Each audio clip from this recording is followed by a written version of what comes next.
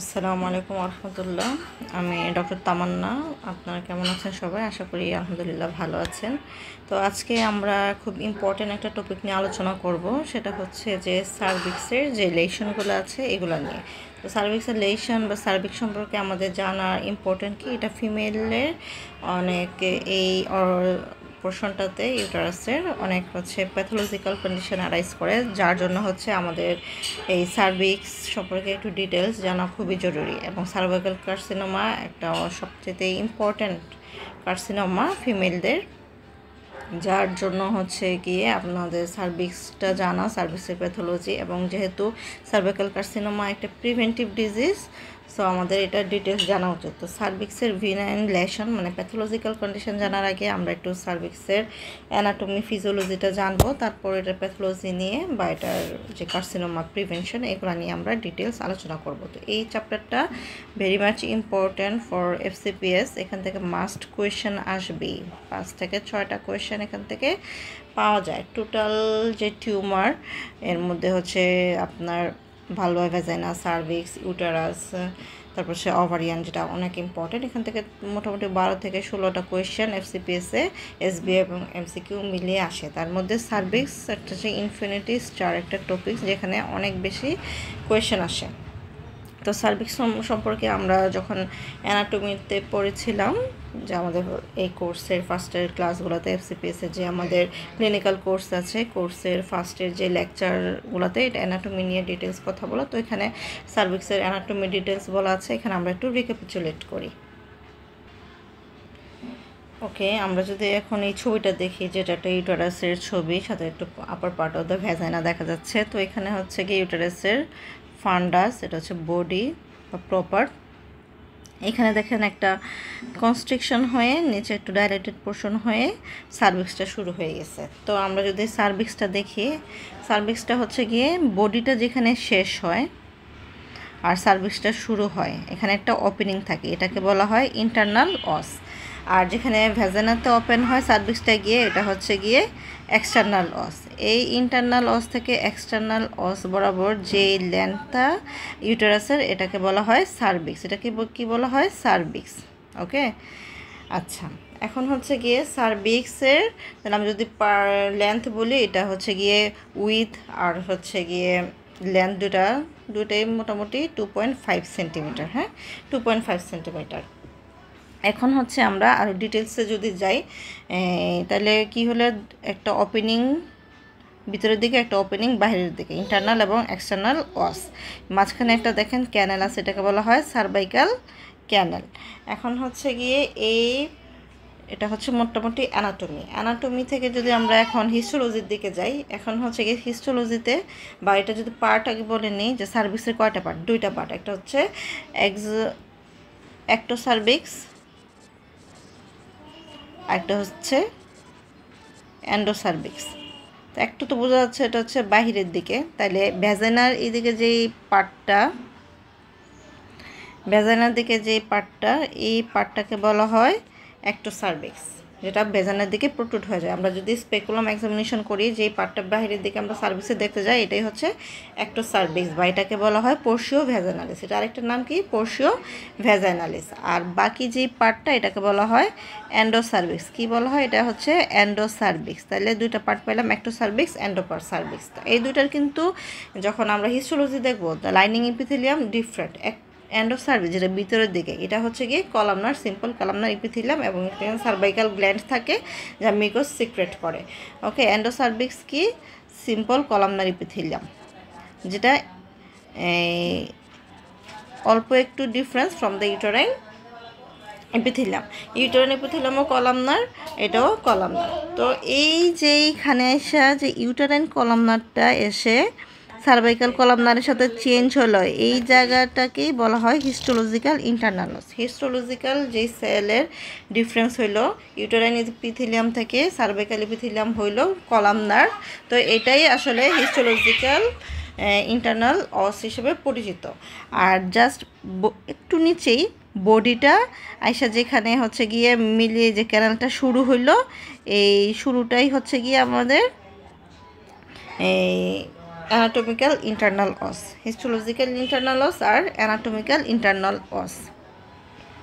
ঠিক আছে, আমরা যদি এখানে ছবি দেখি, ছবিতে দেখেন দেখাচ্ছে যে যেখানে বডিটা আইসা ইউটেরাইন বডিটা আইসা সার্ভাইকাল ক্যানেলের সাথে মিলিত হলো, এটা হচ্ছে গিয়ে অ্যানাটমিক্যাল ইন্টারনাল অস। আর আমরা যদি মাইক্রোস্কোপিক্যালি দেখি, যেখানে হচ্ছে ইউটেরাইন ইপিথেলিয়ামটা এই সার্ভাইকাল ইপিথেলিয়ামের সাথে এসে মিলিত হয়ে যায়, ওইটাকে বলা হয় হিস্টোলজিক্যাল ইন্টারনাল অস। এটা একদম কাছাকাছি, এটার দূরত্ব হচ্ছে গিয়ে 0.5 সেন্টিমিটার। এই যে কনস্ট্রিক্টেড এরিয়াটা, এই এরিয়াটার একটা নাম আছে, নাম হচ্ছে ইসমাস। এই ইসমাসটার অনেক ইম্পর্টেন্ট কেন, ইসমাসটা যখন প্রেগনেন্সিতে এটা পরবর্তীতে লোয়ার ইউটেরাইন সেগমেন্ট তৈরি করে, যেখানে আমরা LSCS করি, মানে লোয়ার সেগমেন্ট সিজারিয়ান সেকশনের যে লাইনটা দেই সেখানেই আমরা দিই। তো লোয়ার ইউটেরাইন সেগমেন্টটা এখানে তৈরি করে, এই জন্য ইসমাসটা ইম্পর্টেন্ট। ওকে, তাহলে আমরা সুপ্রাভেজানাল পোর্শনটাকে বলতেছি এন্ডোসার্ভিক্স, আর ভেজানাল পোর্শনটাকে বা পোর্শিও ভেজানিস বা একটোসার্ভিস। তো এটা ডিফারেন্ট কি, একটোসার্ভিসটা হচ্ছে গিয়ে ভেজানার সাথে এসে কন্টিনিউশন, মানে ভেজানাতে প্রোট্রুড হয়। এই ভেজানাল যে ইপিথেলিয়াম, স্ট্রাটিফাইড স্কোয়ামাস ইপিথেলিয়াম, এই স্ট্রাটিফাইড স্কোয়ামাস ইপিথেলিয়ামটা হচ্ছে গিয়ে আমাদের পোর্শিও ভেজানিসের লাইনিং, মানে একটোসার্ভিক্সের লাইনিং হচ্ছে স্কোয়ামাস ইপিথেলিয়াম, স্ট্রাটিফাইড স্কোয়ামাস ইপিথেলিয়াম।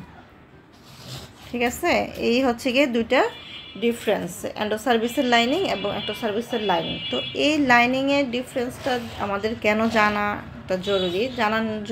জরুরি হচ্ছে যে যখন একটোসার্ভিক্স এন্ডোসার্ভিক্সের সাথে মিলে, একটোসার্ভিক্স এন্ডোসার্ভিসের সাথে মিলে যায়, এই একটা লাইন, দুইটা ইপিথেলিয়াম সেলের একটা কনভার্সন, এই কনভার্সনটাকে বলা হয়, মনে করেন এখানে হচ্ছে কলামনার ইপিথেলিয়াম আইসা কি হইতেছে, এখানে স্কোয়ামাস ইপিথেলিয়াম। ঠিক আছে, এই যে একটা জাংশন, দুইটার যে চেঞ্জের একটা জাংশন, এটাকে বলা হয় স্কোয়ামো কলামনার জাংশন। ঠিক আছে, এটাকে শর্ট ফর্মে SCJ বলা হয়। এই স্কোয়ামো কলামনার জাংশনটা অনেক ইম্পর্ট্যান্ট। তো জন্মের সাথে যে স্কোয়ামো কলামনার জাংশনটা হয়, এটা ভিতরের দিকে থাকে, অ্যান্ডোসার্ভিক্সের কাছাকাছি ভিতরের দিকে থাকে। কিন্তু এই স্কোয়ামো কলামনার জাংশনটা যে পিউবার্টি বলেন, তারপরে হচ্ছে গিয়ে প্রেগনেন্সি পিরিয়ড বলেন, তারপরে হচ্ছে OCP, এই তিনটা ইনফ্লুয়েন্সের সাথে সাথে এই সার্ভিক্সের এই স্কোয়ামো কলামনার জাংশনটা উঠানামা করে। প্রথমে হচ্ছে ভিতরের দিকে থাকলো, এবং এই পিউবার্টি, প্রেগনেন্সি এবং OCPর কারণে এটা বাইরের দিকে একটু চলে আসে। তো ভিতরের দিকে যেটা প্রথম জন্মের সময় ডেভেলপমেন্টালি থাকে, তাকে বলা হয় অরিজিনাল স্কোয়ামো কলামনার জাংশন। আর হরমোনাল ইনফ্লুয়েন্সে যখন বাইরের দিকে চলে যায়, তখন এটাকে বলা হয় অ্যাক্টিভ স্কোয়ামো কলামনার জাংশন। এখানে স্কোয়ামাস মেটাপ্লাসিয়াটা শুরু হয়। ঠিক আছে, স্কোয়ামাস মেটাপ্লাসিয়া অ্যাক্টিভলি শুরু হয় এই হরমোনাল ইম্প্যাক্টের কারণে, এটাকে বলা হয় অ্যাক্টিভ, একটা বলা হয় অরিজিনাল। আর এই অ্যাক্টিভ আর অরিজিনাল স্কোয়ামো কলামনার জাংশনের যে এরিয়াটাকে, এটাকেই বলা হয় ট্রান্সফরমেশন জোন।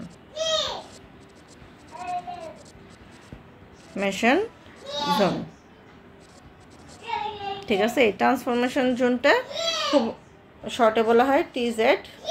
ঠিক আছে, এটা খুব ইম্পর্টেন্ট আমাদের এই যে ডিসপ্লাসিয়া হয়, সার্ভাইকাল ইন্টারপিথেলিয়াল নিউপ্লাসিয়া, তারপরে হচ্ছে সার্ভাইকাল কার্সিনোমা, HPV ইনফেকশন যে ইম্প্যাক্ট করে ঠিক এই জায়গাগুলোতে, সেই জন্য এই জায়গাগুলো খুব ইম্পর্টেন্ট। এই ডিটেলসটা জানার জন্য আমি ছবি দেখালাম, এবং এই জিনিসটা আপনাদের ক্লিয়ার করার জন্য বললাম এই কথাগুলো, যাতে আমরা ডিজিজ প্যাথোলজিটা ইজিলি ক্র্যাক করতে পারি। আচ্ছা, আমরা এই ছবিটা যদি দেখি, এদিকে তাকান যে ইন্টারনাল অস, এখানে যে ইউটেরাইন ইপিথেলিয়াম সেল, আর এখানে হচ্ছে এন্ডো সার্ভাইকাল ইপিথেলিয়াম চেঞ্জের যে চেঞ্জটা হলো, এটা হচ্ছে হিস্টোলজিক্যাল ইন্টারনাল অস।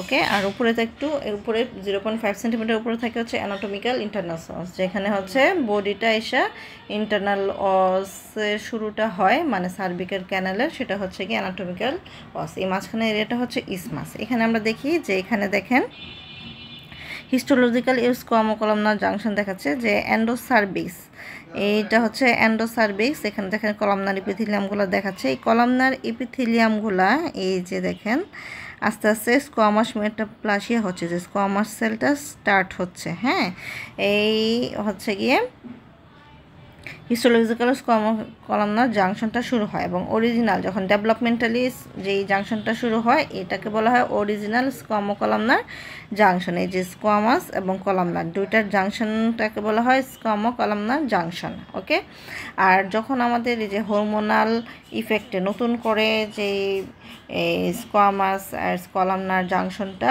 ডেভেলপ হয় সেটাকে বলা হয় অ্যাক্টিভ স্কোয়ামো কলামনার জাংশন। অ্যাক্টিভ আর অরিজিনাল এই দুটার মাঝখানে স্পেসটাকে বলা হয় টিজে বা ট্রান্সফরমেশন জোন। এই যেটা হচ্ছে এতটুকু এটা দেখাচ্ছে হচ্ছে গিয়ে অরিজিনাল স্কোয়ামো কলামনার জাংশন, আর এখানে যেটা হরমোনাল ইম্প্যাক্টের কারণে চেঞ্জ হয়েছে এটা হচ্ছে গিয়ে নিউ কলামনার জাংশন। এই দুটার মাঝখানে যে এরিয়াটা এটাকে বলা হয় ট্রান্সফরমেশন জোন। এই ছবিটা থেকে আরেকটু সুন্দর করে দেখেন ক্রস সেকশনে দেখাইতেছে, এটা দেখাইতেছে কলামনার ইপিথিলিয়াম। তারপরে হচ্ছে গিয়ে এখানে দেখাচ্ছে হচ্ছে গিয়ে আপনার অরিজিনাল, এই যে এখানে স্কোয়ামাস এপিথিলিয়াম অরিজিনালটা, আর এই দিকে হচ্ছে গিয়ে শুরু হবে গিয়ে আপনার হরমোনাল ইম্প্যাক্টে বাইরের দিকে নিউ অথবা অ্যাক্টিভ স্কোয়ামো কলামনার জাংশন। এই অরিজিনাল আর এই অ্যাক্টিভ এই দুইটার মাঝখানে যে এই ফাঁকা জায়গাটা দেখতেছেন পুরোটা জুড়ে, এই পুরোটা জায়গাটা হচ্ছে গিয়ে ট্রান্সফরমেশন জোন। এই ট্রান্সফরমেশন জোনটা এত বারবারে বলে বোঝাই দিতেছি কেন, তার কারণটা হচ্ছে ট্রান্সফরমেশন জোনটাতে তো স্কোয়ামাস মেটাপ্লাসিয়া হয়, ঠিক না?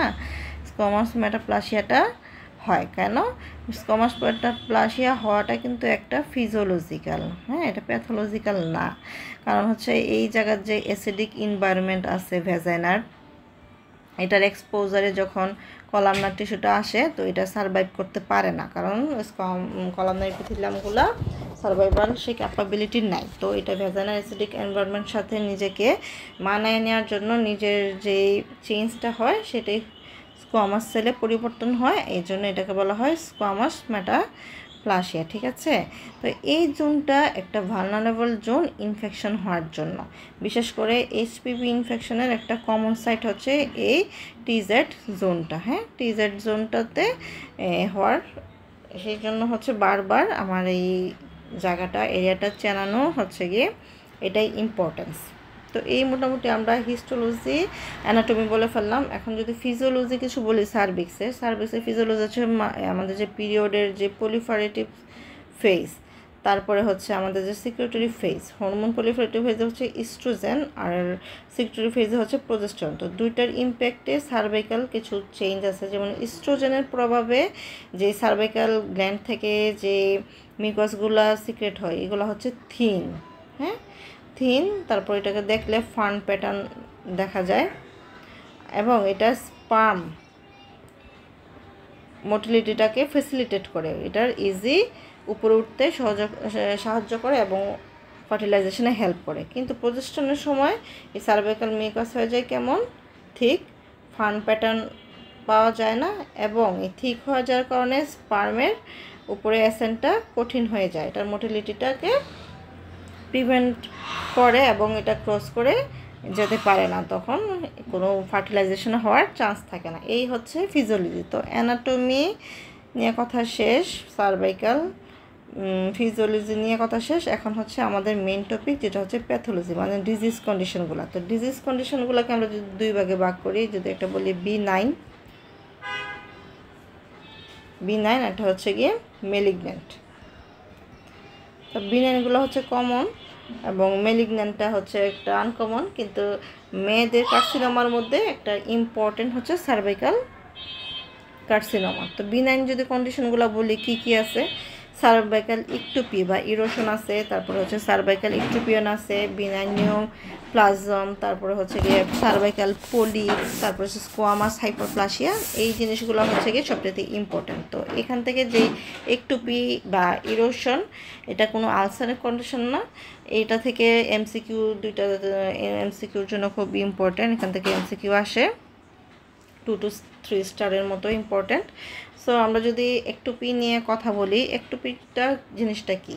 একটুপিটা হচ্ছে গিয়ে যে স্কোয়ামাস ইপিথেলিয়ামটা, এটা vaginal part of the cervix is replaced by columnar epithelium, হ্যাঁ, কন্টিনিউয়াস উইথ দ্য এন্ডোসার্ভিক্স। এই ভ্যাজানাল পার্ট অফ দ্য সার্ভিক্সের স্কোয়ামাস ইপিথেলিয়ামটা কলামনার দিয়ে রিপ্লেসড হয়ে যায়। মানে নর্মালি তো হচ্ছে ভ্যাজানাল পার্টটা থাকবে হচ্ছে স্কোয়ামাস, আর উপরে এন্ডোসার্ভিসটা থাকবে হচ্ছে কলামনার। কিন্তু এই জায়গাতে কি হয়, একটুপির মধ্যে যদি আমাদের ম্যাটারনাল ইস্ট্রোজেন বলেন বা হচ্ছে ওসিপি বা প্রেগনেন্সি, এই কন্ডিশনে তো ইস্ট্রোজেন বেশি হয়।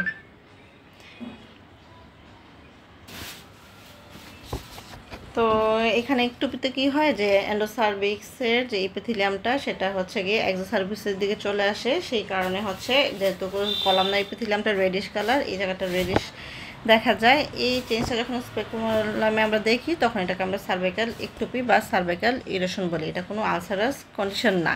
এটা দেখতে হচ্ছে গিয়ে ব্রাইট রেড কালার এবং এটা একটা ডেফিনিট এজ থাকে, এটা ডেফিনিট এজ থাকে, হ্যাঁ। আর হচ্ছে গিয়ে বিনিথ দ্য ইপিথেলিয়াম আমরা রাউন্ড সেল ইনফিল্ট্রেশন পাওয়া যায় আর গ্ল্যান্ডুলার পরিফারেশন দেখতে পারি। এই যে নেবোথিয়ান ডাক্টগুলা থাকে, যে সার্ভিক্যাল গ্ল্যান্ড, যে এই গ্ল্যান্ডের যে ওপেনিং, এই ডাক্টগুলো যদি এখানে বন্ধ হয়ে যায় সেখানে একটা রিটেনশন, একটা সিস্ট ফ্লুইডের মতো জমা হয়, একটা সিস্টের মতো হয়। এই সার্ভিক্যালের গ্ল্যান্ডের নিচে যে সিস্টগুলো হয় এগুলোকে নেবোথিয়ান সিস্ট বলে। এটা একটা নর্মাল বিনাইন কন্ডিশন, হ্যাঁ। এটা retention cyst of the cervical gland, এটা মাল্টিপ্যারাটি ইউজুয়ালি হয় obstruction of the duct by injury অথবা ফাইব্রোসিস অথবা প্লাগ, ইপিথেলিয়াল ডেব্রিস দিয়ে যদি প্লাগ ফর্মেশন হয়ে ডাক্টটা বন্ধ হয়ে যায়, এখানে কালেকশন হয়। এটা হচ্ছে কলামনার ইপিথেলিয়াম দিয়ে লাইনিং থাকে আর কন্টেন্ট থাকবে ক্লিয়ার মিউকাস। এটা হচ্ছে নেবোথিয়ান সিস্ট সম্পর্কে কথাবার্তা। আর যে সার্ভিক্যাল একটুপি বললাম, এটা কনজেনিটালও হইতে পারে আবার অ্যাকোয়ার্ড হইতে পারে। কনজেনিটাল কখন হয়? এটা তো মেনলি ইস্ট্রোজেনের কারণে হয়, হ্যাঁ। ম্যাটারনাল ইস্ট্রোজেন যদি, মায়ের ইস্ট্রোজেন যদি এক্সপোজ হয় বেবিতে, সেই জন্য হচ্ছে এইরকম একটুপি কন্ডিশন পাওয়া যায়। আবার হচ্ছে গিয়ে যেটা অ্যাকোয়ার্ড, এখানে বলতে পারি আমরা যে প্রেগনেন্সির সময় ইস্ট্রোজেন থাকে, তারপরে হচ্ছে গিয়ে পিল যদি আমরা নেই ওসিপি, সেই ক্ষেত্রে হয়। ঠিক আছে, এখন যদি আমরা সিমটম বলি, কি কি সিমটম পাওয়া যায় এখানে, এই যে আমরা লিকোরিয়া অথবা কন্ট্যাক্ট ব্লিডিং, ঠিক আছে। তো হচ্ছে কি কন্ট্যাক্ট ব্লিডিং আর লিকোরিয়া হওয়ার চান্স থাকে। লিকোরিয়া তো বুঝেনি, পারভেজনাল হোয়াইটিস ডিসচার্জ এটা।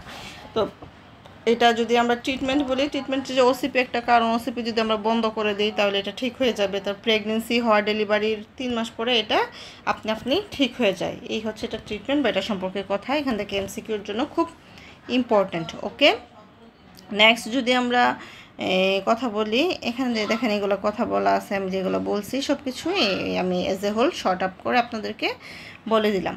নেক্সট যদি আমরা ইভার্সন সম্পর্কে কথা বলি, ইভার্সনটা কি? ইভার্সনটা হচ্ছে যেখানে ক্রনিক যদি সার্ভিসাইটিস থাকে, ইনফেকশন থাকে, সেখানে হচ্ছে সার্ভাইকাল মিউকোসাটা থিকেনিং হয়ে যায়, থিকেনিং হয় এবং নিচের টিস্যুটা কি হয়, নিচের টিস্যুটা ইডিমা হয়। সার্ভাইকাল যে ইপিথেলিয়ামটা আছে এটা থিকেনিং হবে এবং মিউকোসাটা থিকেনিং হয় এবং নিচের যে টিস্যুটা থাকে ইডিমা হয়। এই থিকেনিং ইডিমা হওয়ার কারণে এটা পুস্ট করে বাইরের দিকে ঠেলা দিয়ে বের করে দেয় এক্সটার্নাল ওস দিয়ে। এবং এখানে তো যে এন্ডোসার্ভিক্যাল ক্যানেল বা যেখান দিয়ে বের হবে, যেখানে লেস্ট রেজিস্ট্যান্স, এইদিকে ইডিমা সহ থিকেনিং এরিয়াটাকে পোস্ট করে বাইরের দিকে দিয়ে দেয়। এই বাইরের দিকে দেওয়া যাওয়ার কারণে যে সার্ভাইকাল লিপসগুলো আছে এটা আপওয়ার্ড অ্যান্ড আউটওয়ার্ড কি হয়, upward and outward curl up হয়, হ্যাঁ, কার্ল আপ হয়ে উপরের দিকে চলে যায়। এই দেখতে রেড লুকিং এন্ডোসার্ভিক্সের মতো হয় এবং এই কন্ডিশনটাকে বলা হয় ইভার্সন বা একট্রোপিয়ন। এখানে কিন্তু কোনো চেঞ্জ হয়েছে না, যে সার্ভাইকাল কলামনার ইপিথেলিয়াম কি দিয়ে এন্ডোসার্ভিক্সের কলামনারটা এক্সোসার্ভিক্সের যে স্কোয়ামাস স্কোয়ামাসটা কলামনার দিয়ে কোনো চেঞ্জ হয় না, যেটা একটুপিতে হয়। একটুপিতে কী হলো, স্কোয়ামাসটা কলামনার দিয়ে চেঞ্জ হয়ে গেল। হ্যাঁ, এখানে কি হয়েছে, এখানে হয়েছে যে একটু সার্ভিক্সটা পুশড আপ করে বাহিরের দিকে কার্ল আপ হয়ে বের হয়ে যায়। তো বের হয়ে যাওয়ার কারণে এটা রেড লুকিং লাগে। তো এটা একটা একটুপির সাথে ডিডি হয়, যে এটা কি একটুপিরোশন নাকি একটুপিয়ন, ঠিক আছে। আর এই ক্ষেত্রে হচ্ছে অ্যাজ এ রেজাল্ট স্কোয়ামোকোলনার জাংশনটা হচ্ছে এক্সটার্নাল টু দ্য সার্ভাইকাল ওসের এক্সটার্নালি চলে আসে। এই কন্ডিশনটাকে বলা হয় আপনার একট্রোপিয়ন। একট্রোপিয়নটা সম্পর্কে এতটুকুই কথা। এটা 2 স্টার এর মতো এমসিকিউর জন্য ইম্পর্টেন্ট। তারপর সিস্ট নিয়ে তো বললাম যে নেবোথিয়ান সিস্ট একটা ইম্পর্টেন্ট। এখানে এন্ডোমেট্রিওটিক সিস্ট হতে পারে, মেজোনেফ্রিক সিস্ট হতে পারে। এন্ডোমেট্রিওটিক ডিফিউশন যদি হয় এখানে, এন্ডোমেট্রিওটিক সিস্ট হিসেবে এটা পরিচিত। এখানে আমরা ছবি দেখি ইভার্সন বা একট্রোপিয়ন হয়। ইভার্সন মানে কি, বাইরের দিকে চলে আসা। কি হয়, যে কলামনার ইপিথিলিয়ামগুলো বাইরের দিকে চলে আসে। এই হচ্ছে এই যে ছবিতে দেখেন, এই এ নম্বর যেটা পলিপ দিছে এখানে ঝুলে রয়েছে। তারপরে এটাতে ফাইব্রোমেটাস পলিপ, যেটা সাদা কালার দেখাইতেছে। আর সি নম্বর ছবিতে দেখাইতেছে একটুপি, হ্যাঁ, রেডিশ কালার হয়ে গেছে। আর ইভার্সন হয়ে যে এইদিকে বাহিরের দিকে চলে আসছে, এই দেখতেছেন রেডিশ, এটা হচ্ছে গিয়ে ইভার্সন বা একট্রোপিয়ন।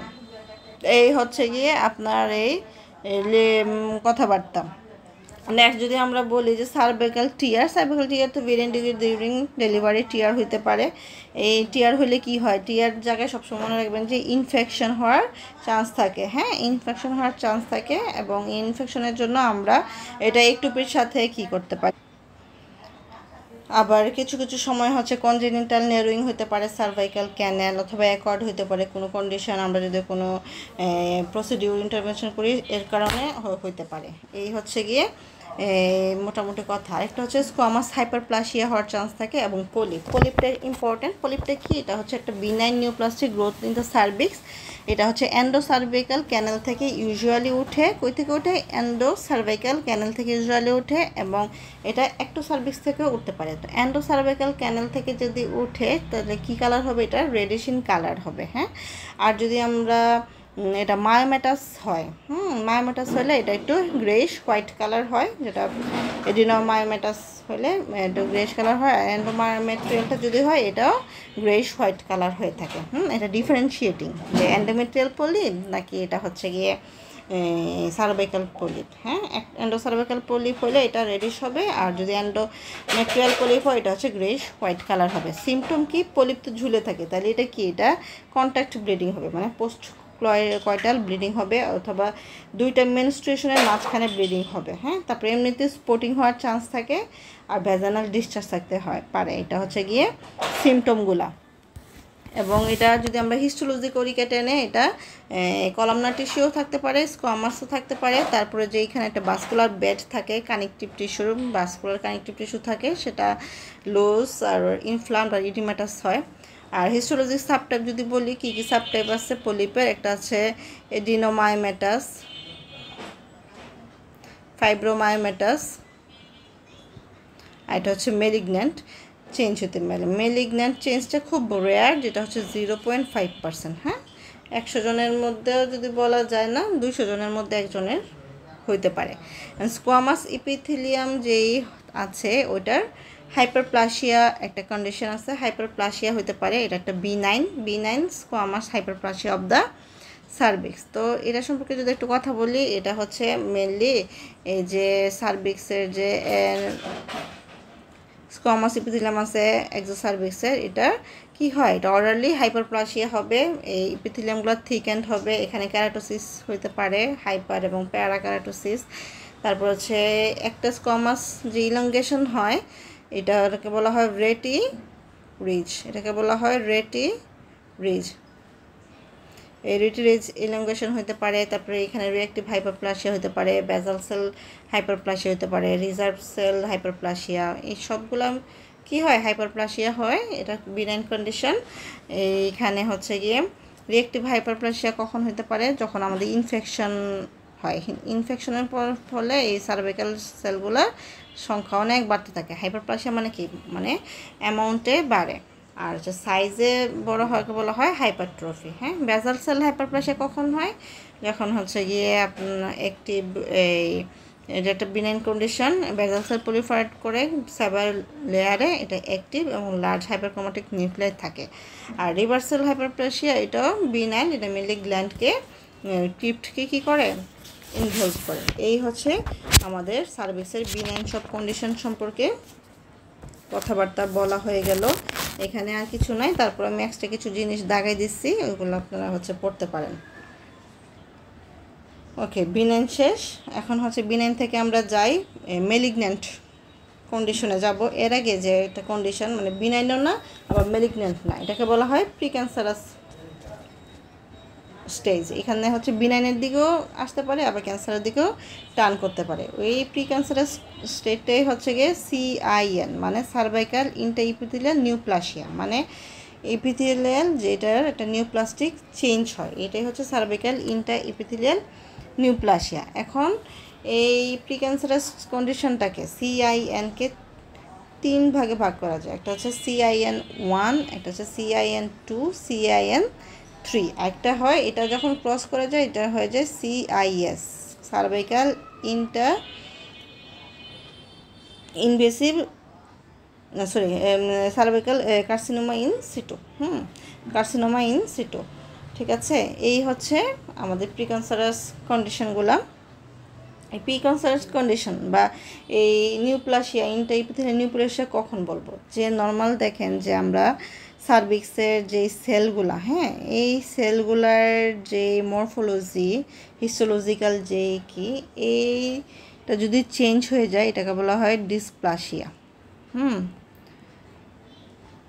এখানে যে চেঞ্জ হয় এটাকে বলা হয় ডিসপ্লাসিয়া। এই ডিসপ্লাসিয়া সেল কতটুকু লেয়ারকে ইনভলভ করে সার্ভিক্সের, এই ডিসপ্লাস্টিক সেলগুলার কতটুকু লেয়ার পর্যন্ত ইনভলভ করে, এই উপর ভিত্তি করে আপনাকে CIN1, 2, 3 বা CIS অথবা মেলিগন্যান্ট এইসব কন্ডিশনগুলো ভাগ করা হয়।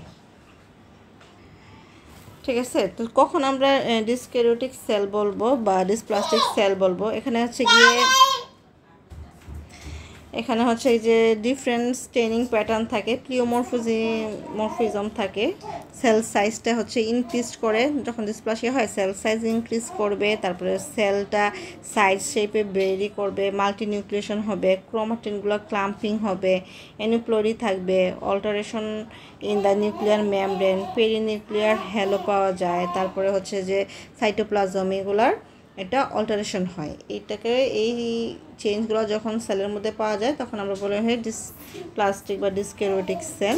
এই ডিসক্যারিওটিক সেলগুলো যত পরিমাণ বেশি থাকবে, যতটুকু লেয়ার ইনভলভ করবে, এর উপরে CIN-এর গ্রেডিংটা চেঞ্জ হবে। ঠিক আছে, তো আমরা এখন CIN যে ভাগগুলো এই যে এখানে আছে, এটা মাইল্ড, মডারেট, সিভিয়ার এবং CIS, এই 4টা ভাগে ভাগ করি। মাইল্ড বা CIN1 কখন বলবো? যখন এই যে ভেজাল 1/3, ভেজাল 1/3 লেয়ারকে মানে বেসমেন্ট মেমব্রেন থেকে 1/3 উপরের দিকে যদি ডিসক্যারিওটিক সেলে ইনভলভ হয়ে যায় তখন আমরা বলবো CIN1। এটা মডারেট টাইপ এবং এখানে এটাকে low grade squamous intraepithelial lesson বলা হয়। এটা একটু তুলনামূলকভাবে অন্যগুলো থেকে ভালো, কারণ এটা রিগ্রেশন হয় নর্মালের দিকে 60% কেস, আর 40% কেস প্রোগ্রেশন হতে পারে ফার্দার স্টেপগুলোতে।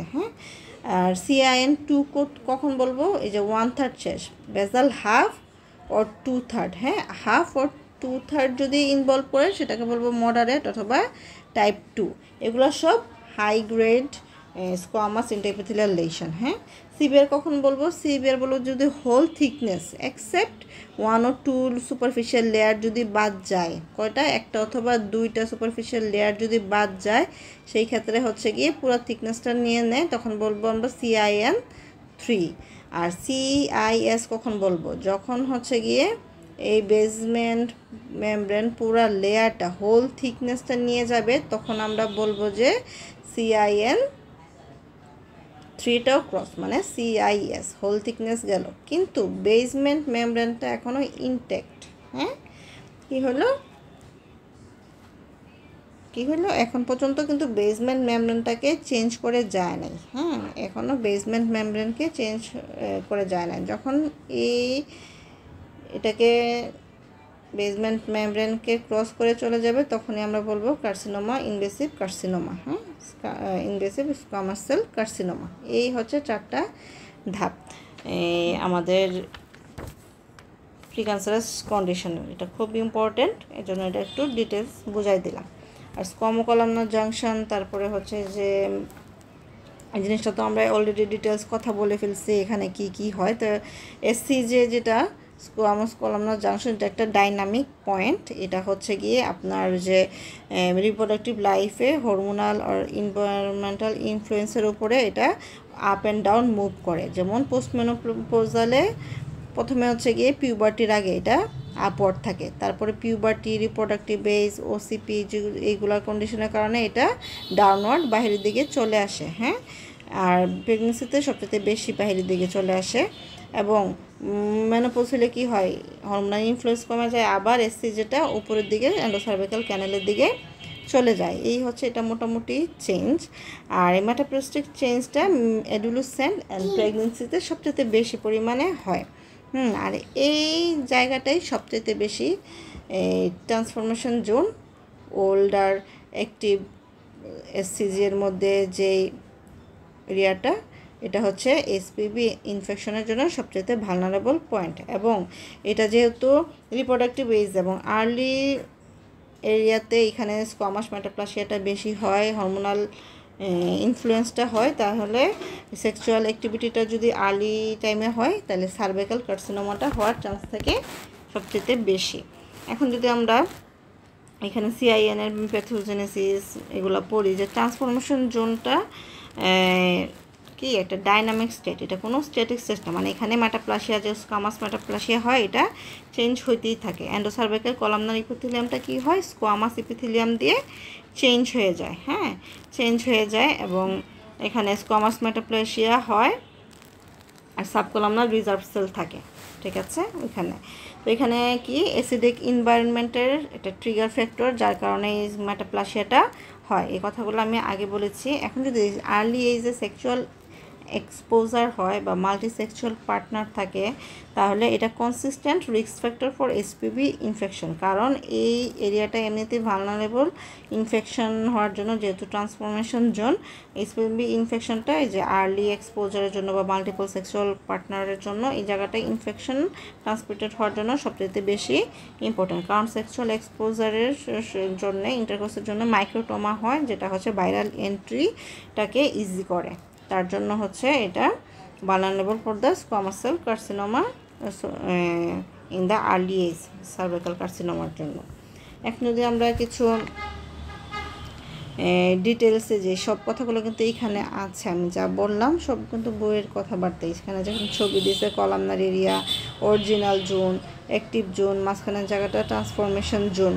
ঠিক আছে, এখন যদি লাইফ সাইকেল বলি যে কী হতে পারে, এখানে সবসময় মনে রাখবেন CIN 1 2 3 সবগুলোর দিকে রিভার্স করতে পারে। এটাই দিকে আসতে পারে, আবার এইগুলো আবার রিগ্রেস করতে পারে। প্রগ্রেসিভ, রিগ্রেসিভ দুইটা স্ট্যাটিক কম বেশি হয়ে থাকে। বিশেষ করে CIN and CI2 most often related to infection, এটা ইনফেকশনের জন্য হয়। এগুলো normally revert back to the normal. হ্যাঁ, আর আইদার রিমেনও স্ট্যাটিকও থাকতে পারে, আবার CIN3 এর দিকেও প্রগ্রেস করতে পারে। আর CINটাও আবার কি করতে পারে, 2 বা 1 এর দিকে আবার রিগ্রেস করতে পারে। এখন যদি আমরা বয়সটা দেখি, কোন বয়সে বেশি হয়, CIN ইউজুয়ালি হচ্ছে 20 ইয়ার্স আর্লি এজে হয় CIN। CIS যদি বলি অ্যারাউন্ড 25 থেকে 35 এজে। আর কার্সিনোমাটা মেনলি হয় আর একটু ওল্ডার এজে, মানে অনেক টাইম নেয়। ঠিক আছে, এটা হইতে।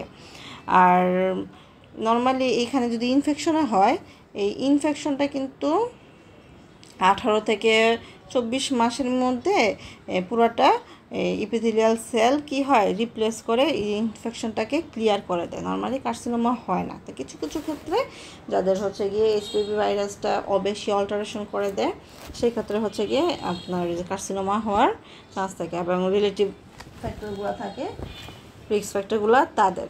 তো আমরা যদি লাইফ সাইকেলের যে চেঞ্জটা বলি কোনটা কতটা রিগ্রেশন হয়, এটা ইনফিনিটি স্টার, যেমন সিআইএনটা হচ্ছে 60% রিগ্রেস করতে পারে আগের দিকে, প্রোগ্রেস পারসিস্টেন্ট থাকতে পারে 30%, সিআইএন2 এসের দিকে হচ্ছে 10% এবং ইনভার্সিভ লেস দেন 1। তো কোনটা কতটুকু হয় এই চারটা আমরা মুখস্থ করে নেব, ঠিক আছে? এটা একটু ইম্পর্ট্যান্ট, মনে রাখবেন। আর সবচেয়ে ইম্পর্ট্যান্ট হচ্ছে রিস্ক ফ্যাক্টর, কাদের হওয়ার চান্স থাকে বেশি। এইচপিভি ইনফেকশনের হচ্ছে গিয়ে দুইটা ধাপ, একটা হচ্ছে গিয়ে হাই রিস্ক, একটা হচ্ছে লো রিস্ক। কিসের?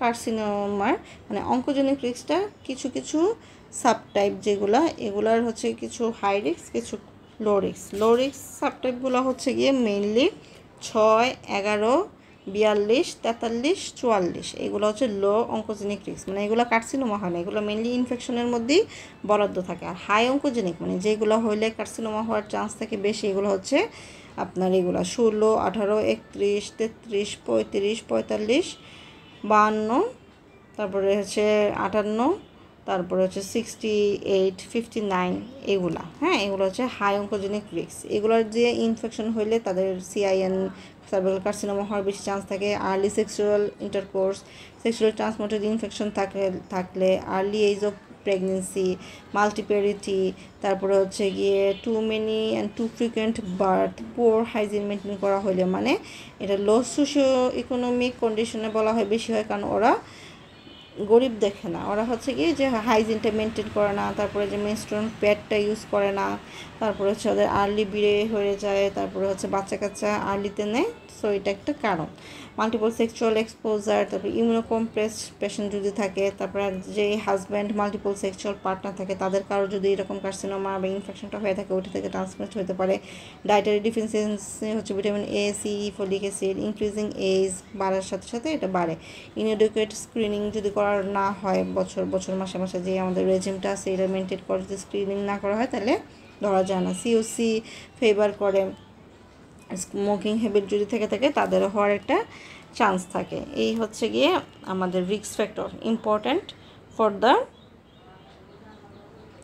এই আমাদের জন্য হচ্ছে এই রিস্ক ফ্যাক্টরটা মনে রাখাই অনেক ইম্পর্ট্যান্ট। এখন যদি আমরা একটু এইচপিভি নিয়ে অনেক জানি, এটা মাইক্রোবায়োলজির একটা পার্ট, মাইক্রোবায়োলজি পড়াশোনা পড়বেন, কিন্তু এখান থেকে পুরো নিয়ে এটা খুব ইম্পর্ট্যান্ট। এই যে এখানে হাই অ্যান্ড লো অঙ্কোজেনিক রিস্ক দেওয়া আছে। এটা কি? এটা একটা হচ্ছে গিয়ে ইপিথেলিওট্রফিক ভাইরাস। ইপিথেলিওট্রফিক ভাইরাস মানে হচ্ছে ইপিথেলিয়াল সেলের প্রতি এটার আকর্ষণ বেশি, এর জন্য এটাকে ইপিথেলিওট্রফিক সেল বলা হয়।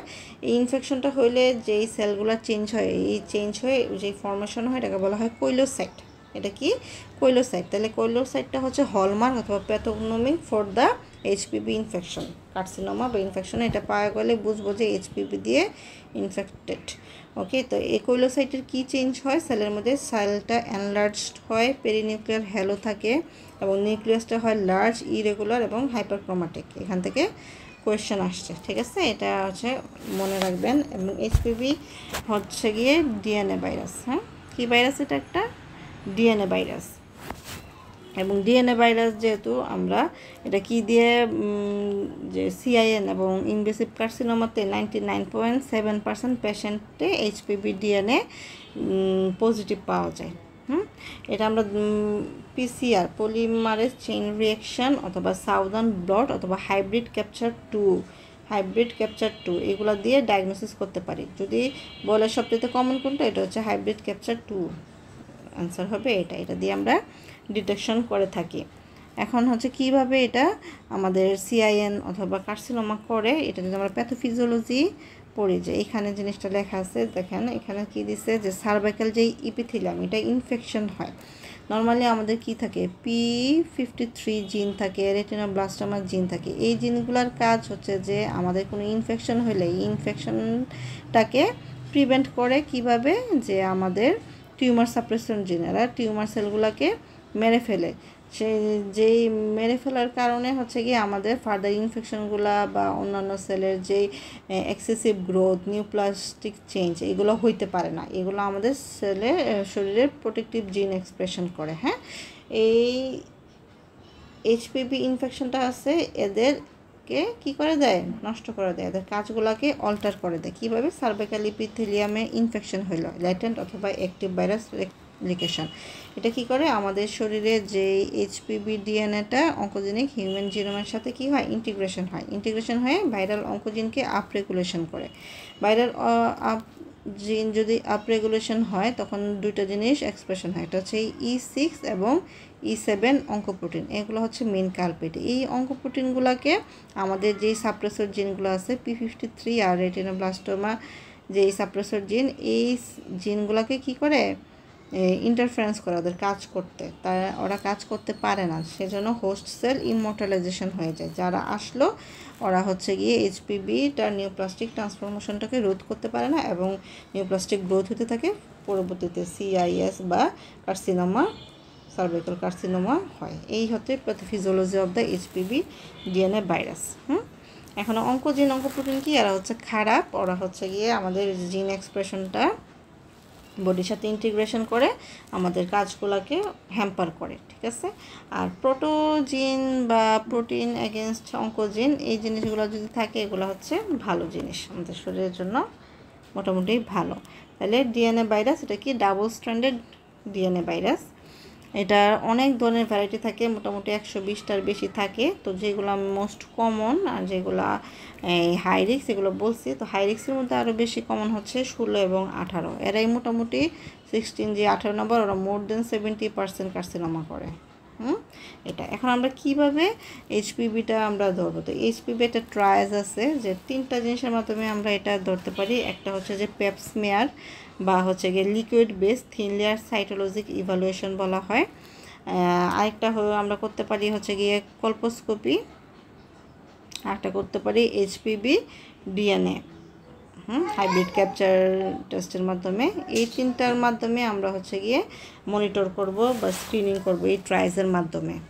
ওকে, তারপরে যদি এখানে তথ্যতে বলছে এই 3টার মধ্যে গোল্ড স্ট্যান্ডার্ড হচ্ছে পেপস, কিন্তু WHO বলে যে গোল্ড স্ট্যান্ডার্ড হচ্ছে গিয়ে এইচপিভি ডিএনএ রক্ত থেকে বা ওই যে কী থেকে আমরা নিতে পারি।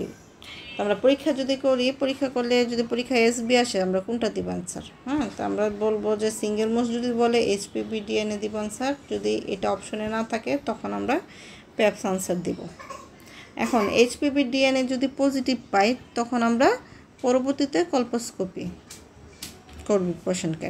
আর যদি ডিএনএ নেগেটিভ থাকে তাহলে হচ্ছে আমরা 5 বছর পরে পরে ফলো আপ করব। 5 বছর পরে পরে ফলো আপ করে দেখব যে আসলে পজিটিভ আবার আসছে কিনা। এই হচ্ছে মোটামুটি ডায়াগনোসিস নিয়ে কথাবার্তা।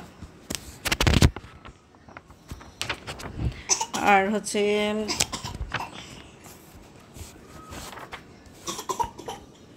আমরা আরেকটা করতে পারি নর্মাল লেভেলে ভায়া টেস্ট। ভায়া হচ্ছে visual inspection with acidic acid. এটাতে আমরা কি করি, এটাতে হচ্ছে 5% অ্যাসিডিক অ্যাসিড দিয়ে আমরা দেখি যে কল্পোস্কোপিক এক্সামিনেশন করে যে অ্যাসিডো হোয়াইট লেশন পাওয়া গেছে কিনা। অ্যাসিডো হোয়াইট লেশন যদি পাওয়া যায় তাহলে আমরা পরবর্তী ইনভেস্টিগেশনের দিকে আমরা ফার্দার মুভ করবো। আর যদি না থাকে তাহলে শুধু আমরা এইগুলো হচ্ছে ফলো আপ করবো।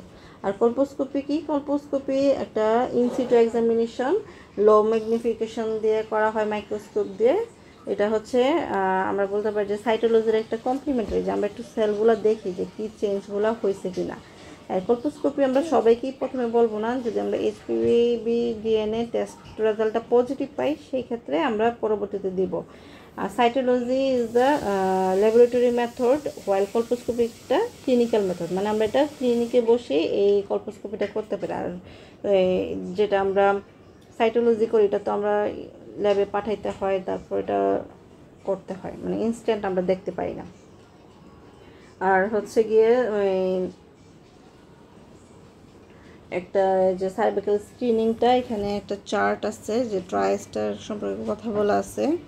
আর স্ক্রিনিংয়ের চার্টটা পড়বেন যে কখন নেগেটিভ হলে কোনটা করব, পজিটিভ হলে কত বছর পরে কী করব।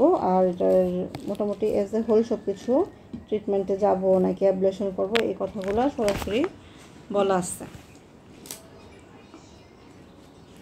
আর এই যে ইন্ডিকেশনগুলো কখন কল্পোস্কোপি করব বলা আছে, যে ওমাইনুই সাইটোলজি রিপোর্ট হাই গ্রেড যদি থাকে, তারপরে ক্লিনিক্যাল অ্যাবনর্মাল সার্ভিক্স থাকে, তারপরে হচ্ছে HPV DNA result test positive থাকে, তারপর সার্ভিক্যাল সাইটোলজিটা অ্যাবনর্মাল হয়, আনএক্সপ্লেইনড পোস্টকটাল ব্লিডিং থাকে, আর বালবার অ্যান্ড ভ্যাজাইনাল নিউপ্লাসিয়া থাকে।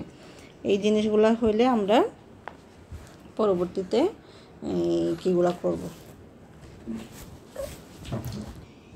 তো আমরা যদি স্ক্রিনিংগুলো কিভাবে করব, গাইডলাইন অনুযায়ী বলা যে 21 থেকে 29 বছর বয়সে প্যাপ টেস্টিং করব এভরি 3 ইয়ার। 3 বছর পর পর প্যাপ করব 21 থেকে 29 বছর। কোনো এইচপিভি টেস্টিং করা লাগবে না।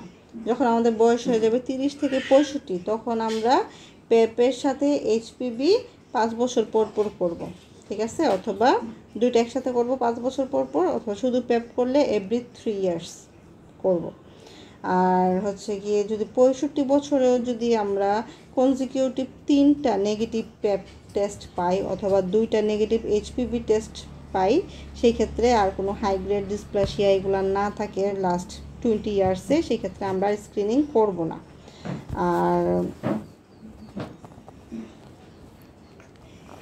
আর যদি 65 বছরের উপরে কিন্তু কখনোই আগে স্ক্রিনিং করে নাই, তাদেরকে অবশ্যই প্যাপস এবং এইচপিভি করব। তাহলে 65 বছরের উপরে হয়ে গেলে আমাদের যদি 3টা কনজিকিউটিভ প্যাপ টেস্ট নেগেটিভ থাকে, 2টা কনজিকিউটিভ এইচপিভি টেস্ট নেগেটিভ থাকে এবং কোনো ধরনের ডিসপ্লাসিয়ান থাকে না 20 বছরের মধ্যে বা হাই গ্রেড চেঞ্জ থাকে না, সেক্ষেত্রে আমরা আর করবো না। কিন্তু 65 বছর হয়ে গেছে, যেমন একবার ওইগুলো কিছু করে নাই, সেক্ষেত্রে আমাদের প্যাপ এবং এইচপিভি টেস্টিং করতে হবে। আর 21 থেকে 29 বছর বয়সে প্রতি 3 বছর পর পর প্যাপ টেস্ট করব, তখন এইচপিভি ডিএনএ টেস্টিং করা লাগে না। আর 30 থেকে 65 বছরে হচ্ছে আমরা প্যাপ আর এইচপিভি এভরি 5 ইয়ার প্রেফার্ড। আর যদি না করি, টেস্টিং যদি দুটো একসাথে না করি, প্যাপ 3 বছর পর পর করতে হবে। এই হচ্ছে প্রি ক্যান্সারাস কন্ডিশন সম্পর্কে কথাবার্তা। নাও আমরা একটু ট্রিটমেন্ট নিয়ে যদি কথা বলি,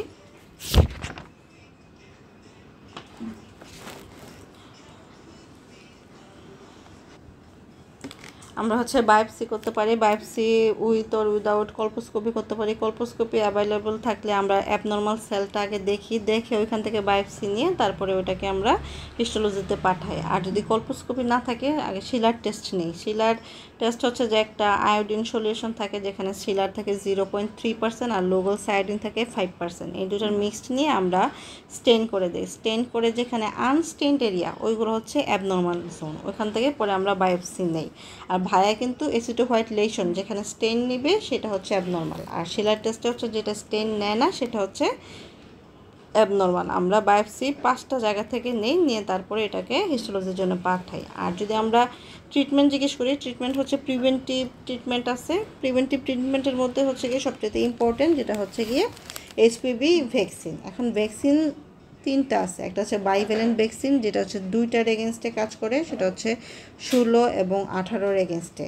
কোয়াড্রিভ্যালেন্ট, যেটা গার্ডাসিল নামে পরিচিত, এটা 6, 11, 16, 18 এগুলোর জন্য ইফেক্টিভ এবং 90% ক্ষেত্রে এটা ইফেক্টিভনেস দেখায়। আরেকটা নতুন আসছে যে গার্ডাসিল 9টা এই ভেরিয়েন্টগুলোর উপরে কাজ করে, 16, 18, 31, 33, 45, 52 আর হচ্ছে 58। এগুলোর ক্ষেত্রে ইফেক্টিভনেস হচ্ছে 93 থেকে 98% প্রিভেন্টিভ সার্ভাইকাল কার্সিনোমা। এখন WHO গাইডলাইন অনুযায়ী বলি আমরা কখন কাদের দেব। 9 থেকে 14 বছরের বাচ্চাদের মেনলি এক্সপোজারের আগে যদি আমরা দেই সবচেয়ে ভালো। 9 থেকে 14 যদি হয়, তখন আমরা 2টা ডোজ দিলেই হয়। 2 ডোজ আর রিকোয়ার্ড। আর যদি আমরা কি দেই,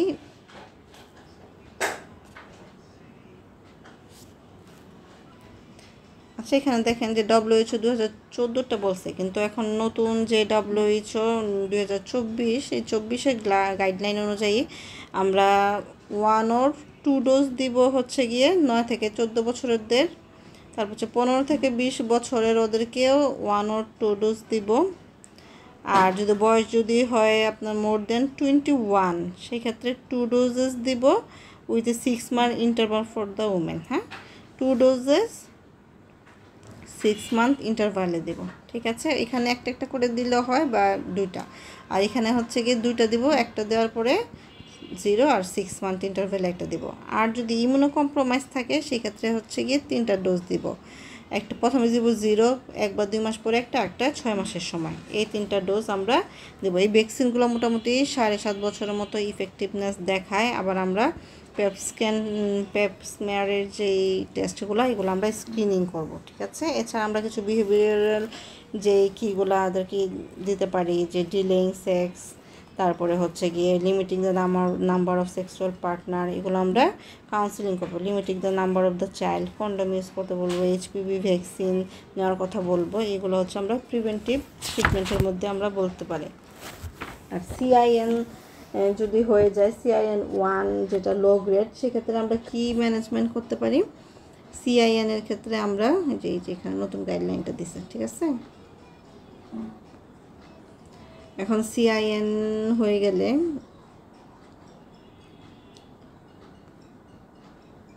আচ্ছা, সিআইএন আমি একটু মুখে বলে দিই। আচ্ছা, ওইখানে লেখা এই পেশেন্টগুলোকে আমরা অবজারভেশন করব, যেটা 1, কারণ এটা কী করে, এটা রিগ্রেশন করে যায় সবচেয়ে হাইয়েস্ট 60% আগের কন্ডিশনে নর্মাল কন্ডিশনে চলে যায়। এবং আমরা এইচপিভি যে 12 মাস বা 1 বছর পর পর রিপিট করতে বলবো, যে কোনো চেঞ্জ হয়েছে কিনা, ফার্দার কোনো ইনফেকশন ডেভেলপ করছে কিনা। যদি পারসিস্টেন্ট CIN-1 লেশন থাকে মোর দেন 2 ইয়ার্স আর পজিটিভ টেস্টিং যদি এইচপিভি নিডস ট্রিটমেন্ট কোনো চেঞ্জ হয়, আমরা ট্রিটমেন্ট করতে পারি। সেই ট্রিটমেন্টটা হচ্ছে অ্যাবলেশন। কী করতে পারি? অ্যাবলেশন করতে পারি। আর CIN-2 আর 3 গ্রেডের যদি থাকে, সেক্ষেত্রে হচ্ছে আমরা ডিফারেশন করতে যদি না পারি 2 আর 3 বা অ্যারাউন্ড 50% যদি CIN-3-তে প্রোগ্রেস করে, আর যেটা 1, 2 আর 22% CIN-3টা 15% কেসে হচ্ছে কার্সিনোমাতে যায়, আর 22% কেসে হচ্ছে CIN-2-তে কনভার্ট করে। হ্যাঁ, CIN-2-তে কনভার্ট করে। এখানে আমরা কি করতে পারি? এক্সিশন করে ফেলতে পারি। এক্সিশন করে অ্যাবলেশন করে দিব। তো এই অ্যাবলেশনগুলো কয়েকটা ধাপে করতে পারি। একটা করে থার্মাল অ্যাবলেশন, যেটা হচ্ছে 100 থেকে 120 ডিগ্রি সেন্টিগ্রেড তাপমাত্রায়, ডেপথ হচ্ছে 4 মিলিমিটার টিস্যু, এটা ডিস্ট্রাক্ট করতে পারে। ক্রায়োথেরাপি করতে পারি, এটা 5 মিলিমিটার ডেপথ পর্যন্ত টিস্যু ডিস্ট্রাকশন করতে পারে। ইলেকট্রোডায়োথার্মি করতে পারি 8 to 10 মিলিমিটার পর্যন্ত। তারপর হচ্ছে কার্বন ডাইঅক্সাইড লেজার করতে পারি। এই জিনিসগুলো আমরা ট্রিটমেন্ট অপশানে দেয়। একটা হচ্ছে লিপ, আমরা কী করতে পারি? লিপ করতে পারি। লিপ হচ্ছে যে লুপ ইলেকট্রোসার্জিক্যাল এক্সিশন প্রসিডিউর, বা LLET, যেটা এটা হচ্ছে লুপ লার্জ লুপ এক্সিশন আমরা ট্রান্সফরমেশন জোন করতে পারি। কোনাইজেশন করতে পারি, যে কোল্ড নাইফ দিয়ে আমরা কোনাইজেশন করি, বা লেজার এক্সিশন, কোন বায়োপসিও করা যায়। এই জিনিসগুলো আমরা ট্রিটমেন্ট অপশনে রাখতে পারি। সার্ভাইকাল কার্সিনোমা দিয়ে যদি আমরা কিছু কথা বলি, এটা ইম্পর্টেন্ট। এটা হচ্ছে গিয়ে রিস্ক ফ্যাক্টর কারা, যারা হচ্ছে পুয়ার পার্সোনাল হাইজিন, কয়টাস আর্লি, যে ওইগুলার যে রিস্ক ফ্যাক্টর মোটামুটি এইটাই। আর স্পারমাটোজোয়া ইটসেলফ একটা কার্সিনোজেনিক, ইস্ট্রোজেন, তারপর প্রি ক্যান্সারাস কন্ডিশন যদি থাকে, স্কোয়ামাস মেটাপ্লাসিয়া, বেজাল সেল হাইপারপ্লাসিয়া, CIN-2, 3, ঠিক আছে। টাইপ যদি বলি কী টাইপের হয়, এটা হচ্ছে গিয়ে ইনভেসিভ স্কোয়ামাস সেল কার্সিনোমা, তারপরে হচ্ছে গিয়ে অ্যাডিনোকার্সিনোমা। সবচেয়ে কমন হচ্ছে যে invasive squamous cell carcinoma, 80% case, 80% হয় স্কোয়ামাস সেল। তো টাইপগুলো এই বক্সের মধ্যে দেওয়া আছে, যে স্কোয়ামাস সেল কার্সিনোমা 80 to 85%। এইগুলো সাব টাইপগুলো পড়ার কোনো দরকার নাই, জাস্ট ব্রড হেডলাইনগুলো মনে রাখবেন। এডিনোকার্সিনোমা হচ্ছে 15 থেকে 20%, আর আদারগুলোর নাম আছে কিছু, এই পার্সেন্টেজ। আর হচ্ছে গিয়ে ব্রড হেডিংগুলো মনে রাখবেন, যে সার্ভাইকাল কার্সিনোমার টাইপগুলা। তো স্কোয়ামাস কার্সিনোমাটা সবচেয়ে ইম্পর্টেন্ট, সবচেয়ে বেশি থাকে। এটা কোথায় হয়? যে ট্রান্সফরমেশন জোনে চেঞ্জটা হয়।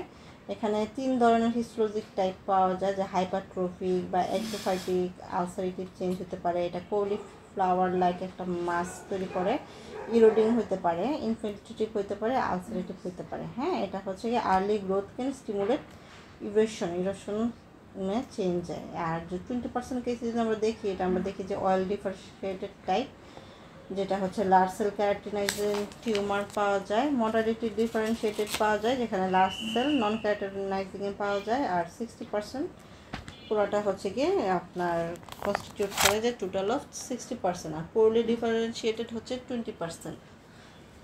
ক্লিয়ার সেল থাকে এবং স্পিন্ডল শেপ সেল থাকে। আর এডিনোকার্সিনোমাও কিছু পাওয়া যায়। যদি আমরা বলি যে স্প্রেড কিভাবে হয়, স্প্রেড হচ্ছে গিয়ে লিম্ফেটিক স্প্রেড হয়। তো লিম্ফেটিক স্প্রেড হয় কমনলি ইনভলভ করেছে অবটুরেটর নার্ভকে। অবটুরেটর নোডটা হচ্ছে গিয়ে সেন্টিনেল লিম্ফ নোড, এটা 90% এটা এখানে হচ্ছে আপনার ইনভলভমেন্ট হয়। তারপরে হচ্ছে আমরা যদি এখানে প্রাইমারি গ্রুপ আর সেকেন্ডারি গ্রুপ দেখি, প্রাইমারির মধ্যে হচ্ছে প্যারামেট্রিয়াল থাকে, ইন্টারনাল আইলিয়াক গ্রুপ, তারপরে অবটুরেটর, তারপর হচ্ছে external iliac, anterior and medial sacral group থাকে। সেকেন্ডারি গ্রুপ হচ্ছে কমন আইলিয়াক এবং সুপিরিয়র লাম্বার। তো এই জিনিসটা আছে, কিছু ডিরেক্ট এক্সটেনশন হতে পারে আপনার ভেজাইনা, body of the uterus, parametrium, paracervical আর প্যারাভেজানাল টিস্যুতে, রেকটামে হতে পারে, বোনস, বেস অফ দ্য ব্লাডারও হতে পারে। কিছু হেমাটোজেনাস আপনার স্প্রেড হতে পারে যেটা পরবর্তীতে লাং, লিভার, বোনে মেটাস্টেসিস করে। ডিরেক্ট ইমপ্লান্টেশনও হওয়ার একটা পসিবিলিটি থাকে। এই হচ্ছে গিয়ে আপনার মোটামুটি কথাবার্তা। এখন স্টেজিং এগুলা কিছু আসে না কোয়েশ্চেনে, এগুলো ইম্পর্ট্যান্ট না। প্রগনোস্টিক ফ্যাক্টর ওইভাবে হচ্ছে গিয়ে আমরা বেশি কিছু পড়বো না। এর মধ্যে আমরা এই যে স্টেজিংয়ের ক্ষেত্রে একটা জিনিস আমরা দেখতে পারি যে আপনার এই চারটা এই চারটা পুরোটা পড়বেন, ঠিক আছে? এই চারটা থেকে আমরা কি পড়বো, যে লিম্ফ নোড কখন পালপেশন করব, তারপরে হচ্ছে কল্পোস্কোপি কখন করব, এটা করে কি কি দেখতে পারি, সিটি স্ক্যান করে আমরা লিম্ফ নোডের size, metastasis, tumour size, depth of the stromal infection দেখতে পারি, এমআরআই দিয়ে এই জিনিসগুলো আমরা দেখতে পারি। এগুলো পরবর্তীতে সার্জারির জন্য খুব ইম্পর্ট্যান্ট। ওকে, এই চারটা আমরা পড়বো পুরাটা। তারপরে স্টেজিংয়ের সব কিছু না, জাস্ট দেখেন ওয়ানের আবার 1A, A1, A2, B1, B2 এগুলো না, জাস্ট ওয়ানটা কি, তারপরে হচ্ছে এখান থেকে 2টা কি, কখন আমরা 2 বলবো, কখন স্টেজ 3 বলবো, কখন স্টেজ 4 বলবো, এই জিনিসগুলো আমরা জাস্ট মনে রাখবো। কোনটা, এখান থেকে 1, 2, 3, 4 এই লাইনটা মনে রাখবো। 1 কখন বলবো, যদি কার্সিনোমাটা strictly confined to the cervix তখন হচ্ছে 1। 2 কখন বলতেছি, এইটা হচ্ছে গিয়ে ইউটেরাস বিয়ন্ড করবে but lower 1/3 of the vagina cross করে যাবে না। ওকে, 3 কখন বলবো, 3 হচ্ছে যে একদম ভ্যাজাইনার 1/3 চলে যাবে, এক্সটেন্ড করবে পেলভিক ওয়ালে, causes the hydronephrosis, non functioning kidney, তারপরে aortic, প্যারাওরটিক lymph node, pelvic lymph নোডকে ইনভলভ করবে। আর 4 কখন, এই সবগুলো যখন ক্রস করে যাবে, এই যে carcinoma has extended beyond the true pelvis or has involve the mucosa, bladder, তারপর হচ্ছে বুলাস ইডিমা, এইগুলা পাওয়া যায়, এগুলো হচ্ছে স্টেজ 4। এইটা ইম্পর্ট্যান্ট, এখানে অনলি 4টা স্টেজের মানে ব্রড হেডিংগুলো পড়বো। স্প্রেড হতে পারে কি কি আমরা তো জানি, যে ডিরেক্টলি অ্যাডজাসেন্ট স্ট্রাকচার হতে পারে, লিম্ফেটিক দিয়ে হতে পারে, ব্লাড স্ট্রিম হতে পারে, ইমপ্লান্টেশন ডিউরিং সার্জারি হতে পারে। এখন যদি বলি ইনভেস্টিগেশন আমরা কি করব, সবসময় হচ্ছে বায়োপসি ফলোড বাই হিস্টোপ্যাথোলজি, এটা হচ্ছে কনফার্মেশন কার্সিনোমার। তারপরে আমরা এমআরআই করব, এটা এক্সটেনশন দেখার জন্য, সিটি করতে পারি যে ফর অ্যাডভান্স স্টেজিংয়ের জন্য, প্যাট স্ক্যান করতে পারি যে আপনার কত রেডিয়েশন বা পেলিয়েটিভ কেমোথেরাপি কী করবো প্ল্যান, সেজন্য প্যাট স্ক্যানে কতটুকু ইনভলভ হয়েছে সেই জিনিসটা আমরা দেখতে পারি। এখন কমপ্লিকেশন কি হতে পারে, কমপ্লিকেশন হতে পারে আপনার এই হ্যামোরেজ, পায়োমেট্রা, তারপর হচ্ছে ফ্রিকুয়েন্ট অ্যাটাক হতে পারে, আপনার ইউরিনেটরি পেইন, পাইলাইটিস, পাইলোনেফ্রাইটিস অ্যান্ড হাইড্রোনেফ্রোসিস, তারপর হচ্ছে ভিবিএফ হইতে পারে, আরবিএফ হইতে পারে, যে এখানে ফিস্টুলা ফর্মেশন করতে পারে। কী কী ফিস্টুলা হয়, ভিবিএফ আর হচ্ছে আরবিএফ, এই ফিস্টুলাগুলো তৈরি করে। যে এখানে কিন্তু সব দেওয়া আছে কমপ্লিকেশনগুলো, তারপরে ডিফারেন্সিয়াল ডায়াগনোসিস। সবচেয়ে ইম্পর্টেন্ট এখান থেকে এসবিএতে কোয়েশ্চেন আসে যে কজেস অফ ডেথ, একটা যদি আসে এসবিএতে সেটা বলতে হবে ইউরেমিয়া। এছাড়া হেমোরেজ, সেপসিস, ক্যাকেকশিয়া, মেটাস্টেসিস 36% লাংসে হয়, লিম্ফ নোডে 30% হয়, বোনে 60%, অ্যাবডোমিনাল ক্যাভিটিতে হয় 7%। এখন যদি ম্যানেজমেন্ট বলি, কিছু প্রিভেন্টিভ ম্যানেজমেন্ট হতে পারে, কিছু কিউরেটিভ ম্যানেজমেন্ট হতে পারে। এখন কিউরেটিভ ম্যানেজমেন্টগুলো আমরা হচ্ছে কি স্টেজ অনুযায়ী ভাগ করব, যে কোন স্টেজে কি। আর্লি সার্জারি যদি 1A স্টেজ থেকে 2A স্টেজে হয়, সেটা সার্জারির জন্য খুব ভালো। তারপরে কিছু কিছু কন্ডিশন আছে শুধু এই যে রেডিওথেরাপি আর সার্জারির একই ইম্পর্টেন্স। ঠিক আছে। আর প্রাইমারি কি আমরা যে এইচপিভি ভ্যাকসিন দিব, তারপরে যে সেকেন্ডারি প্রিভেনশন কি স্ক্রিনিং প্রসিডিউর দিয়ে আমরা প্রিভেন্ট করতে পারি। এই হচ্ছে এটার ট্রিটমেন্ট অপশন নিয়ে কথাবার্তা। আর এখান থেকে যদি ফার্টিলিটি স্পেয়ারিং অপারেশন বলে সেটাকে বলা হয় ট্রাকিলেক্টমি। আমরা ট্রাকিলেক্টমি করতে পারি কখন, যে আমরা যদি ফার্টিলিটি প্রিজার্ভেশন করতে চাই সেই ক্ষেত্রে, অথবা আর্লি স্টেজ যদি 1A1 A2 B1 হয়, স্মল টিউমার হয় <2 সেন্টিমিটার, তারপর পেলভিক নোডে যদি মেটাস্টেসিস না হয়, ক্যান্সার মার্জিনটা হচ্ছে 1 সেন্টিমিটার বিলো দ্য ইন্টারনাল অস অন এমআরআই, এই কন্ডিশনগুলো থাকলে আমরা ট্রাকিলেক্টমি করতে পারি। এই ট্রাকিলেক্টমিটা আমরা কি করি, এখানে হচ্ছে যে আমরা ওয়াইড এক্সেশন করি প্যারামেট্রিয়ামে, লাইগেশন করি ইউটেরাইন ভেসেল, ইউরেটারও লাইসিস করা যায়, ব্লাডারটাকে মোবিলাইজ করে, রেকটামকে মোবিলাইজ করে upper part of the vagina resection করা হয়। ঠিক আছে। The cervix is excised at or just below the level of internal os, keeping 5 cm endocervix still attached to the uterus. এটা রেখে আমরা বাকি অংশটা ফেলে দিই। এই হচ্ছে মোটামুটি সার্ভিক্যাল প্যাথোলজি নিয়ে কথাবার্তা। কোনো কোয়েশ্চেন থাকলে অবশ্যই করবেন, ইনশাআল্লাহ অ্যান্সার দেওয়ার ট্রাই করবো। আসসালামু আলাইকুম রহমতুল্লাহ। আজকের ক্লাস এতটুকু পর্যন্তই।